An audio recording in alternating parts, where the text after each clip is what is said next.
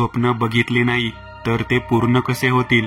पण स्वप्न बघण्यासाठी सगळ्यात महत्वाचं काय आहे तर ते आहे झोप.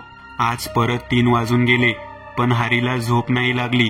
असं म्हणतात की माणूस प्रेमात पडला की त्याला झोप लागत नाही किंवा तो काही विचार करत असेल तर त्याला झोप लागत नाही. पण हरीचं असं काही नव्हतं. त्याची बायको माहेरी गेली होती पण त्याने तिला स्वतःच हट्ट करून पाठवलं होतं. त्याला कुठल्या वस्तूचं दुःख पण नाही. मग नेमकं त्याला झोप का नाही लागत? झोप न लागण्याच्या मागे एक कारण हे पण आहे की रात्री एखादी आत्मा आपल्याला बघत असेल किंवा कोणतरी आपल्याला स्वप्नात बघत असेल म्हणूनही झोप लागत नाही. हरीच्या ह्याच्यात दोन्ही होतं. त्याची बायको माहेरी जाऊन पण त्याला झोप येत नव्हती कारण ती हरीला तिच्या स्वप्नात पाहत होती. तेच एक आत्मा पण हरीला 2 दिवसापासून सारखं बघत होती. रात्रीच्या वेळेत हरी बेडवरून उठला आणि बाल्कनीमध्ये गेला. भेंडी, झोप का लागत नाही आहे यार? हरीने सिगरेट पेटवली आणि सिगरेट पिता पिता तो बाल्कनीमध्ये थांबून खाली बघत होता. त्याच्या बाल्कनीतून त्याने पाहिलं रस्त्यावर एकही गाडी नाही. पूर्ण सामसूम असणार तरी कशी? रात्रीचे 3 वाजून गेले होते पण तेव्हाच समोरून एक गाडी आली आणि त्याच्या बिल्डिंगच्या इथे येऊन थांबली. काही क्षणानंतर गाडीचं दार उघडलं पण गाडीत कोण बसलं नाही कोण उतरलं. हरीला काही कळलं नाही. तो विचार करत होता. तितक्यात गाडी चालू झाली आणि पुढे जाऊन गाडीचा ऍक्सिडेंट झाला. गाडी रस्त्याच्या मध्ये असलेल्या डिवायडरला लागून पलटली. हे बघून हरीने पटकन सिगरेट फेकली आणि खाली गेला. पण खाली जाऊन बघितलं तर काहीच नव्हतं. सगळं एकदम ठीकठाक होतं. हे बघून हरी आश्चर्यचकित झाला की आताच तर मी बघितलं होतं की गाडी पलटली. हरी परत बिल्डिंगच्या आत आला आणि त्याने चौकीदारला उठवलं. काका, ओ वॉचमन काका. चौकीदार झोपेतून उठला. साहेब बोला की. आता इथे एक गाडी पलटली ना, तुम्ही आवाज नाही का ऐकला? कुठे गेली ती गाडी? गाडी कुठे काय? इथं तर काही नाहीये. वॉचमनने उठून पाहिलं. अच्छा, तुम्ही 402 मध्ये राहायला आले तेच ना? हो बरोबर.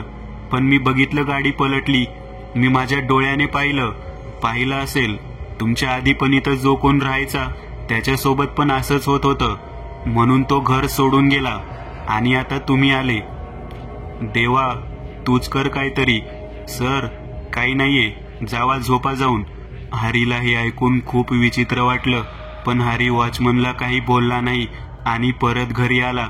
बेडरूम मध्ये येताच त्याने पाहिलं की रूम मध्ये सगळं विस्कटलेलं. उशी खाली पडली होती.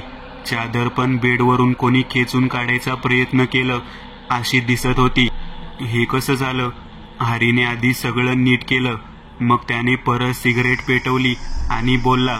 भेंडी, काय प्रकार आहे हा? काय होतंय हे सगळं? हरी असं म्हणत परत बाल्कनीमध्ये गेला. तेव्हा त्याने पाहिलं की तीच गाडी बिल्डिंगच्या गेट समोर थांबली होती. हे बघून हरीला भीती वाटायला लागली. त्याचे हात थरथरायला लागले. हरीने पुढे काहीच विचार केला नाही आणि तो बेडवर जाऊन झोपला चादर ओढून. पण भीतीमुळे त्याला झोप लागत नव्हती. हरी नुसता थरथरत होता भीतीमुळे. तेव्हाच हरीला एका मुलीच्या हसण्याचा आवाज आला. हरी आवाज ऐकून घाबरला पण तरी हिम्मत करून उठला आणि बघण्यासाठी बाहेरच्या खोलीत आला. हरी जसा तिथं आला त्याने जे पाहिलं ते पाहताच त्याच्या अंगाला शहारे फुटले. भीतीमुळे त्याची बोबडी वळली होती. त्याला बोलायला पण जमत नव्हतं. हरीच्या समोर एक मुलगी उभी होती. दिसायला अगदी सुंदर. कमरेपर्यंत येत होते तेवढे मोठे केस आणि चेहऱ्यावर साक्षात चंद्राचा तेज उजळून आला जणू.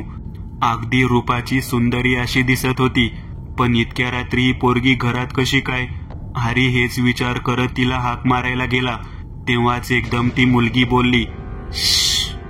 काही बोलू नको, नाहीतर त्यांनी ऐकलं तर मला जावं लागेल. हे ऐकून हरीची अजून टरकली. तसंही त्याला काही बोलता येत नव्हतं. हरीचा घसा सुकला. घामाने पूर्ण शरीर भिजलं. पण मग ती मुलगी हरीच्या जवळ आली आणि बोलली. घाबरतोय का? मी काय केलंय का तुला? तू आहेस कोण? बोलताना हरीची बोबडी वळत होती. स्वरा नाव आहे माझं. तू भूत आहेस? तू इथं काय करते? मला मारायला आली आहेस का? हो, तुला मारायला आली आहे, असं बोलून स्वरा जोरात हसायला लागली आणि हरीची बेकार फाटली. हरी पटकन बेडरूम मध्ये पळाला आणि दार बंद करून बेडवर जाऊन चादर घेऊन झोपला. पण हळूच हरीची चादर खेचली गेली. हरी झटकन उठला. बघतोय तर स्वरा समोर थांबली होती. किती घाबरतो तू? जरा शांत हो. अरे काय बापाचं राज आहे का? शांत हो. हे असं कोणाच्याही घरी येता तुम्ही भूतलोक? अशी थोडी सिस्टीम ठेवा ना. एकतर मी घरी एकटा आहे, बायको पण नाही माझी. देवा, मी का पाठवलं सोनूला माहेरी? ए सोनू. हरी अडकत अडकत जसं तसं बोलत होता. बघ, मला तुला घाबरवायचं नाहीये. बस माझं ऐकून घे जरा. तुझ्या आधी पण इथे एक मुलगा राहायला आला होता. मी त्याला पण सांगायचा प्रयत्न केला, पण तो घाबरून घर सोडून गेला. बरोबर केलं त्याने. मी पण जातो घर सोडून. माझी सोनू. हरी रडायला लागला. हरी शांत हो, घाबरू नकोस. बस ऐक माझं, स्वरा रागात बोलली. हरी एकदम शांत झाला. हरी बघ, माळ्यावर पाण्याच्या टाकीखाली ना एक पत्र आहे आणि त्या पत्रासोबत एक नक्षा आहे. मग मी काय करू? हरी तो नक्षा घे आणि गुजरातला जा, गिरनारच्या जंगलात.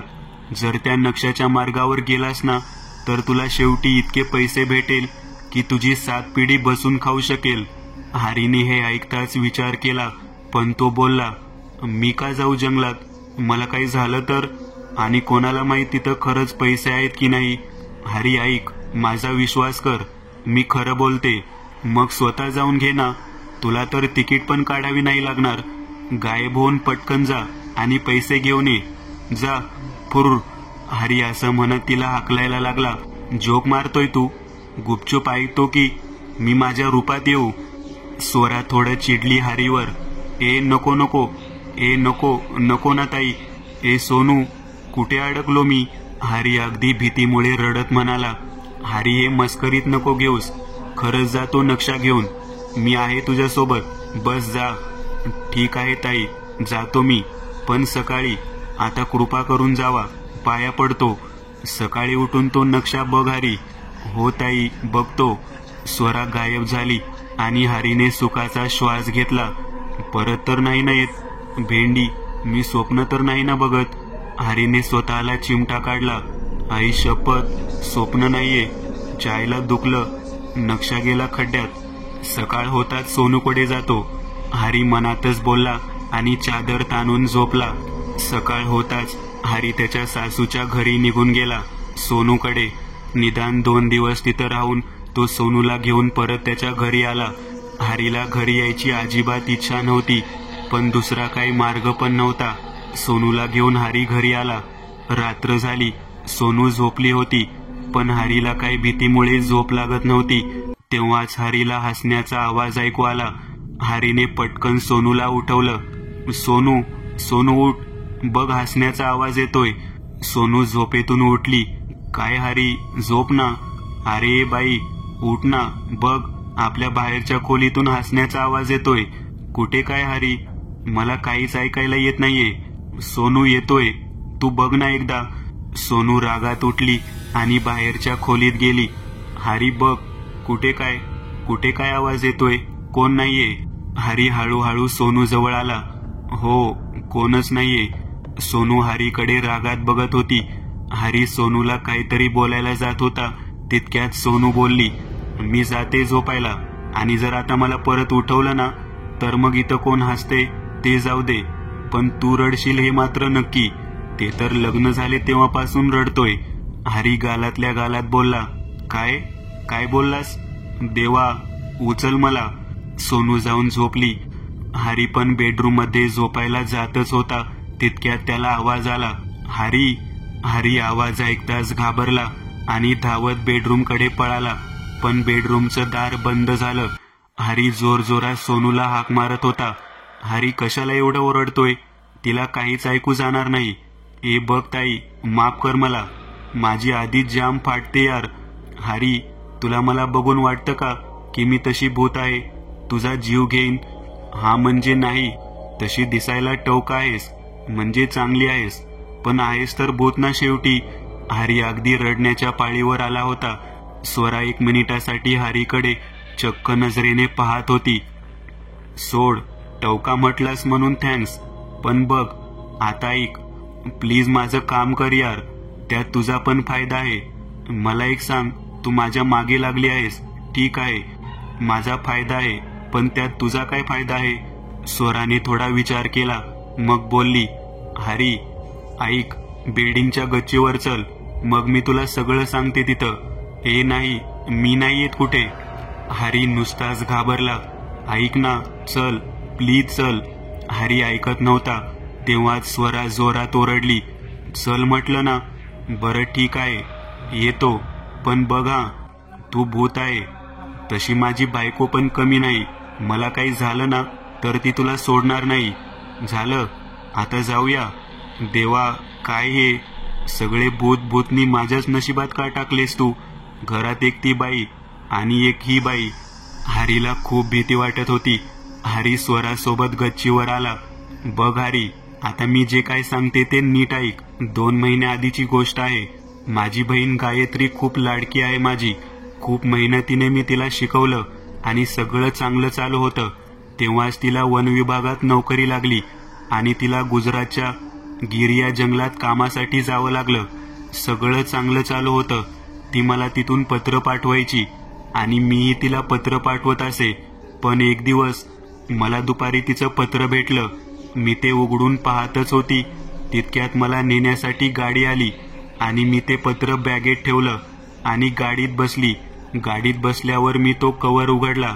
त्यात एक नक्षा होता आणि सोबत एक पत्र. ताई, काय सांगू तुला, आज मी काय बघितलं इथं ना ताई, खूप मोठा झोल चालू आहे. आणि आज जेव्हा मी माझ्या टीम सोबत विश्लेषणसाठी जंगलात फिरत होती ना, तेव्हा आम्ही त्यांना बोलताना ऐकलं. आता आम्ही ठरवलं आहे की उद्या जाऊन त्यांना हे काम करताना पकडू. ताई, एक माहित आहे का तुला, जेवढं पैशांबद्दल हे लोक बोलत होते ना, तितके पैसे जर चुकून भेटले ना, मग आयुष्यभर काम करायची गरज नाही. मी ना तुला या पत्रासोबत एक नक्षा पाठवत आहे. असंच बनवलं आहे मी ते, ती जागा लक्षात ठेवण्यासाठी. पुढे जेव्हा मी म्हातारी होईल ना, तेव्हा परत येईल हा नक्षा घेऊन इथं खजाना शोधायला. पत्र वाचून मी परत बॅगेत ठेवलं आणि इथं आली. साहिल माझी वाट पाहत होता. मी जेव्हा बाथरूम मध्ये गेली तेव्हा साहिलने माझ्या बॅगेतून तो पत्र काढलं आणि वाचलं. आणि जेव्हा मी बाहेर निघत होती तेव्हा त्याने ते माझ्या भीतीने पत्र आणि तो नक्षा परत बॅगेत ठेवून दिला. मला बाहेर आल्यावर कळलं की त्याने माझी बॅग चेक केली आहे, पण मी काही बोलली नाही. त्याची ती नेहमीची सवय होती. मी येऊन साहिलकडे बसली. वेळ निघून गेला. नेहमीप्रमाणे रात्र झाली आणि साहिलने मला विचारलं, स्वरा, गायत्री कुठे गेली आहे? अरे, ती वन विभागात काम करते ना, मग गेलीये जंगलात. तिथं तिथल्या प्राण्यांना वाचवण्यासाठी वगैरे भरपूर करतायत ते लोक. वरतून जंगलातून कुठले आयुर्वेदिक झाड वगैरे ते सगळं. सोड ना, पण तू आज अचानक गायत्रीबद्दल का विचारतोय? कारण की मी ते पत्र वाचलं आणि नक्षा पण बघितला.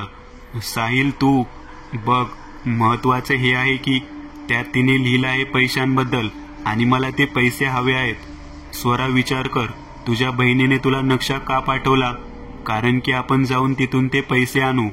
साहिल, पण काय यार, विचार कर, परत तुला पण पैशांची गरज आहे. जर एकदा पैसे भेटले तर तुला पण हे असलं काही काम करायची गरज नाही. Just think about it. साहिलचं बोलणं ऐकून मी थोडा विचार केला, पण शेवटी मी त्याला नाही म्हटलं. पण साहिलने माझ्यासोबत जबरदस्ती केली आणि आमची आपसात मतभेद झाली. त्यातच मी साहिलच्या डोक्यात काचेचा ग्लास मारला आणि तो बेशुद्ध पडला. मी घाबरून तिथून धावत खाली आली आणि ड्रायव्हरला फोन करून बोलावलं. पण माझं फुटकं नशीब, गाडीचा ऍक्सिडेंट झाला आणि मी पण एक चांगलं होतं. मला माहित होतं की साहिल आता काय मला सोडत नाही, म्हणून मी निघायच्या आधी तो नक्षा आणि पत्र तिथं वर माळ्यावर टाकून दिलं. साहिलला सकाळी कळलं की मी मेली. त्याने तो नक्षा शोधला पण त्याला तो भेटला नाही. पण त्याला नेमकं माझ्या बहिणीबद्दल माहित होतं, म्हणून त्याने तिथं त्याच्या माणसांना पाठवलं.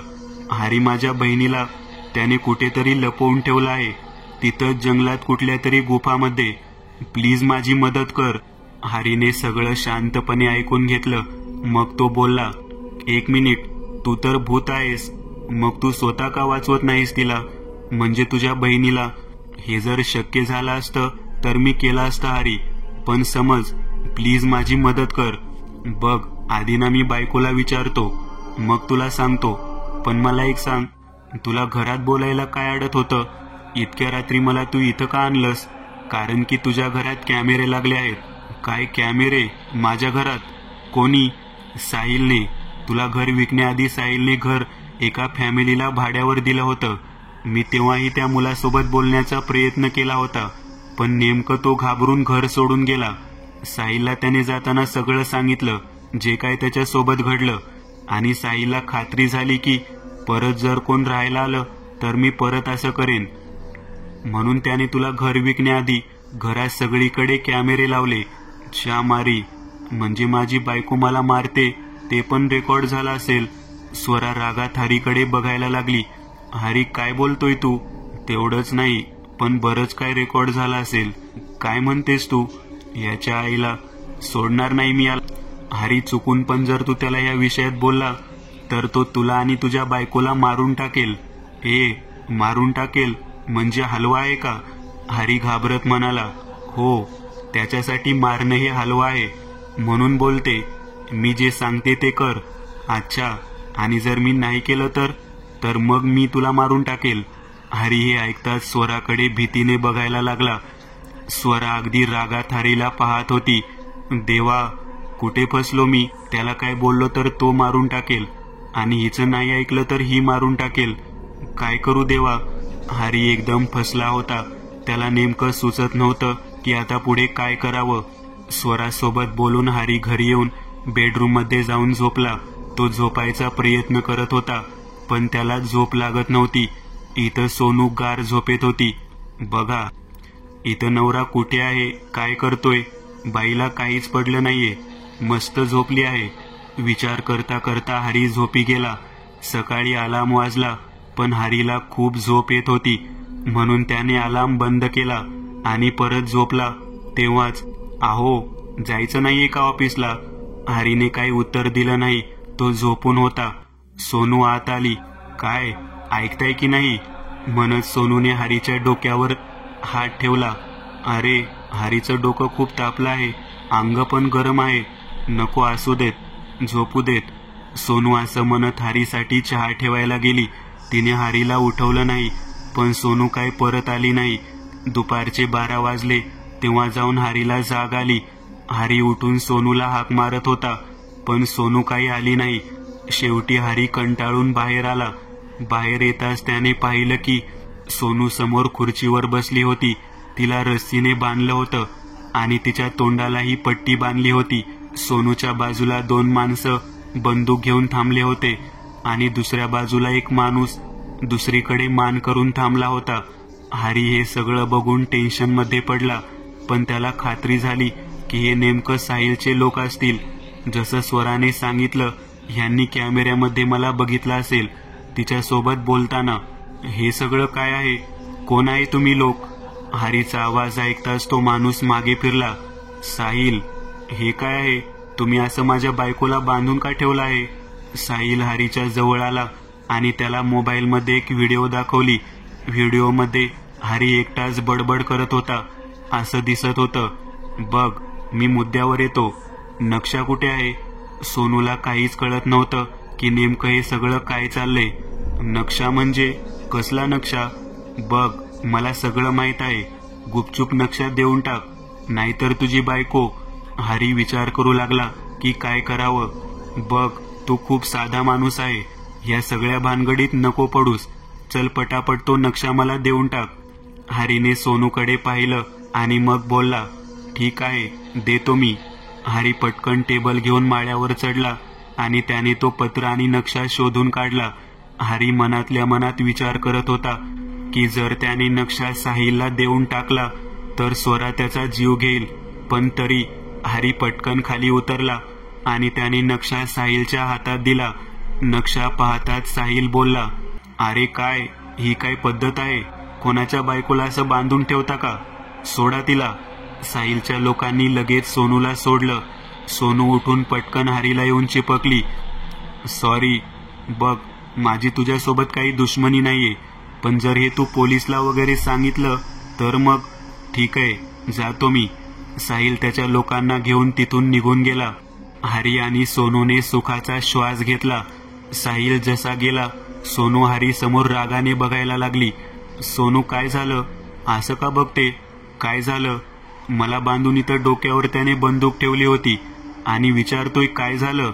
हा म्हणजे काय नाही ते ना, मी आता हिला काय सांगू? हरी मनातल्या मनात बोलत होता.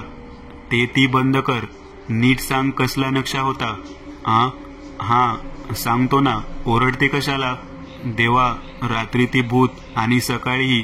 जाऊ कुठे मी? आता हे बडबड करणं बंद कर आणि तोंड उघडून बोल काहीतरी. हरीने सोनूला सुरुवातीपासून सगळं सांगितलं. साहिलबद्दल, त्या नक्षाबद्दल आणि स्वराबद्दल. देवा, नेहमी तू काहीतरी उपद्योग करतो हरी. मी काय केलं? काल तुला बोलत होतो, आवाज येतो हसण्याचा. ऐकलं कुठे तू? स्वरा सोनूच्या मागे थांबली होती. अगदी रागात ती हरीला पाहत होती. हरी स्वराला बघून एवढा घाबरला की त्याच्या तोंडातून आवाज सुद्धा निघत नव्हता. काय झालं आता? गेले ते लोक, आता काय ओरडतोय तू? हरी बोलण्याचा प्रयत्न करत होता, पण त्याच्या तोंडातून आवाज निघतच नव्हता. हरी, काय झालं? बोल ना. स्वरा. हरीची नुसतं बोबडी वळत होती भीतीमुळे. कुठे? तुझ्या मागे. हे ऐकताच सोनू पटकन येऊन हरीला चिपकली, पण स्वरा फक्त हरीला दिसत होती. ए बघ, मी काही नाही केलं, हिने दिला नक्षा, हिला घेऊन जा. हरी, काय बोलतोय तू? मी नाही, मला तर काही माहित पण नाही, मला तर तू दिसत पण नाहीस. हरीने दिला नक्षा. सोनू पण अगदी घाबरली होती. हरी, मी तुला सांगितलं होतं, पण तू ऐकलं नाहीस. आता काय माहित तो माझ्या बहिणीसोबत काय करेल. हरी हे ऐकून शांत झाला. तो काय बोलेन त्याआधी स्वरा गायब झाली. स्वराने हरीला काहीच केलं नाही. स्वरा गेली म्हणून हरीने सुखाचा श्वास घेतला. सोनू आणि हरीच्या मनात भीती घुसली होती. वेळ निघून गेला. रात्र झाली. हरी आणि सोनू झोपले होते, पण झोप मात्र दोघांनाही लागत नव्हती. सोनूच्या मनात सारखा स्वरा आणि गायत्रीचा विचार येत होता. तिला गायत्रीची काळजी वाटत होती. साहिल नेमकं गायत्रीसोबत काय करेल? तो कुठे असेल? कशी असेल? ह्या सगळ्या विचारामुळे तिला काही झोप लागत नव्हती. तेव्हाच सोनू उठली आणि हरीला बोलली, हरी, मला वाटते की आपण स्वराची मदत केली पाहिजे. हे ऐकताच हरी पटकन उठला आणि बोलला, सोनू, तू ठीक आहेस ना? आज बघितलं ना, त्याच्याकडे बंदूक होती. तो नक्षा काय आहे, कुठल्या जागेचा आहे काही माहित नाही. वरतून स्वरा भूत आहे, भूत, आत्मा, चुडेल, डायन आहे. दिसते चांगली, पण भूत आहे यार ती. आणि तू बोलतेस की. हरी, ऐक ना. काय ऐकू? एकदा ऐकलं तुझं, 2 वर्ष झालं भोगतोय. हरी तोंडातच बोलला. काय बोललास तू? काय नाही, मी बोललो की जरी मदत करायचं म्हटलं तरी कसं करणार? नक्षा तर तो घेऊन गेला. हरी, स्वरा तुला बोलली होती ना की तिची बहीण गुजरातला गिरच्या जंगलात गेली होती. मग नक्षा पण तिथलाच असेल. आपण गिरच्या त्या जंगलात जाऊया, म्हणजे आपल्याला काही ना काही सुगावा भेटेल तिथं. सोनू, ते जंगल आहे, तिथं वाघ असेल आणि तसेच अनेक जनावरं. मी नाही येत. अरे, घाबरतो कशाला? वाघ असेल तर असू देत. मी पण काही वाघापेक्षा कमी आहे का? नाही, तू कमी कुठे, तू तर जास्त आहेस वाघापेक्षा. हरी परत तोंडातच बोलला. काय? हरी, हे तू सारखं काय तोंडातल्या तोंडात बोलत असतो? काय नाही डार्लिंग, ते तुझी तारीफ करत असतो ना मी. हो, राहू दे, माहित आहे किती तारीफ करतो. अच्छा, नशीब. मग हरी, जायचं ना आपण? हो, जाऊया, पण आता झोप, रात्र झाली आहे. सकाळ होताच हरीने गिरनारला जाण्यासाठी तिकीट बुक केली आणि रात्री हरी सोनूला घेऊन पूर्ण तयारीसोबत गिरनारला जाण्यासाठी निघाला. ते लोक रेलगाडीत बसले आणि गाडी चालू झाली. हरी, मी खूप खुश आहे, खूप म्हणजे खूप. ही तर अशी खुश होत आहे जसं काय हनीमूनला जातोय. हरी मनातच बोलला. हरी उठला जागेवरून. कुठे जातोय हरी? बाथरूमला जातोय सोनू. जाऊ मी? नाही, नंतर जा. आधी माझ्यासोबत बस. बघ ना किती मस्त वाटतंय. ठीक आहे, मग झालं तर झालं, होऊ दे. इथंच करतो. काय? तेच बाथरूम. हरी, काय पण काय? जा बाथरूमला. सोनू ओरडून बोलली. काय बाई आहे, आधी प्रेमाने बोललो तर ऐकलं नाही आणि आता ओरडते. हरी असं म्हणत बाथरूमला गेला. परत येताना त्याने पाहिलं की दारावर स्वरा उभी होती. आधी तर स्वराला बघून हरी दचकला, पण मग हिम्मत करून बोलला, स्वरा कशी आहेस? जेवलीस का? भूत जेवतात का? हरी मनातच बोलला. Hari, thank you so much. जे तू करतोय माझ्यासाठी आणि माझ्या बहिणीसाठी, खरंच मी तुझी आभारी राहील त्यासाठी. ते तर आहे. काय आहे की लहानपणापासूनच मी म्हणजे असाच आहे, लोकांची मदत वगैरे करत असतो. हरी, ज्या मार्गावर तू निघालायस ते दिसतंय तेवढं सोपं नाहीये. घाबरवते कशाला यार? मी तुला सावध करते हरी, पण टेन्शन घेऊ नकोस. मी नेहमी तुझ्या सोबत असणार. ठीक आहे, पण नक्की राहा. काय झालं तर वाचव बाबा आधी. हो, तू त्याची काळजी करू नकोस. गाडी वेगाने चालत होती. रात्रीचा आरसा जणू एक वेगाचं चित्र बनवत होता. चंद्र कुठे वादळाच्या आत जाऊन लपला होता. सकाळ एक नवीन संदेश घेऊन येणार होती आणि हरीसाठी रहस्याची पहिली पायरी. मित्रांनो, आज पुरतं एवढंच. तुम्हाला जर काही गोष्ट आवडली असेल तर नक्की लाईक करा. तुमच्यापैकी बरेचसे जण व्हिडिओ लाईक न करताच पळून जातात, पण हा जर व्हिडिओ तुम्ही लाईक केला तर मला जरा बरं वाटेल आणि असेच भारी भारी व्हिडिओ बनवायची माझ्यात एनर्जी येईल. त्यामुळे नक्की लाईक करा. आणि अजूनही कोणी या चॅनलला सबस्क्राईब केलेलं नसाल तर लगेच सबस्क्राईब करून टाका. आणि बाजूची घंटी ती मात्र दाबायला विसरू नका. देवाची घंटी आहे ती. चला तर मग पुन्हा भेटूया अशीच एक आगळी वेगळी गोष्ट घेऊन पुढच्या